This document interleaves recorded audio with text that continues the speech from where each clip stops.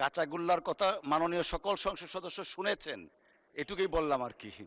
নাটোর 2 আসন থেকে নির্বাচিত মাননীয় সদস্য জনাব এম রুহুল কুদ্দুস তালুকদার দুলু। জনাব এম রুহুল কুদ্দুস তালুকদার দুলু, নাটোর 2 আসন থেকে নির্বাচিত মাননীয় সদস্য।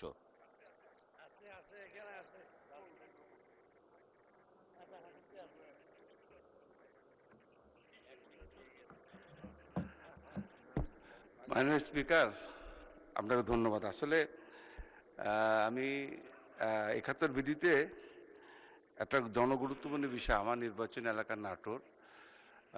আপনি জানেন যে নাটোর একটা ঐতিহ্যবাহী জেলা শহর এবং রানী ভবানী, বনলতা সেন, কাঁচাগোল্লা নামে বিখ্যাত।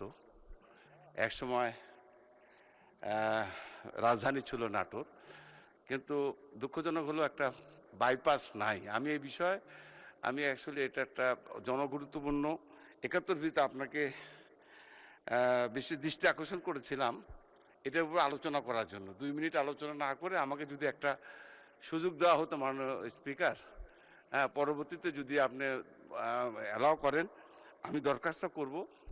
আমি এই বিষয়ে একটা যোগাযোগ মন্ত্রীর দৃষ্টি আকর্ষণ করেছি, যেহেতু ওই 16টা জেলা আমার নাটোরের উপর দিয়ে রাজশাহী বিভাগের শহরে যায়।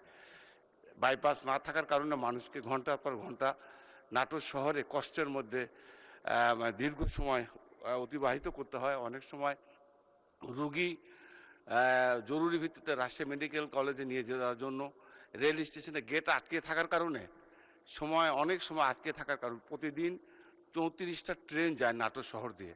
এই 34 বার রেল গেট আটকে থাকে। এই জন্য আমি মনে করেছি একটা বাইপাস হলে অন্ততপক্ষে ওই 16টা জেলার মানুষ, বিশেষ করে বগুড়া, দিনাজপুর, রংপুর, ওই অঞ্চলের সমস্ত জেলার মানুষ এই নাটোর দিয়ে রাজশাহীতে যায়। এই জন্য আমি এটাকে জনগুরুত্বপূর্ণ মনে করেছিলাম। আপনার দৃষ্টি আকর্ষণ করছি, পরবর্তীতে যদি এটা আপনি গ্রহণ করেন তাহলে আমি এটা আলোচনা করতে পারতাম। এটা অত্যন্ত গুরুত্বপূর্ণ। মাননীয় স্পিকার, আপনাকে ধন্যবাদ। আসসালামু আলাইকুম। ধন্যবাদ মাননীয় সদস্য। কাঁচাগোল্লার কথা মাননীয় সকল সংসদ সদস্য শুনেছেন, এটুকুই বললাম আর কি। ধন্যবাদ।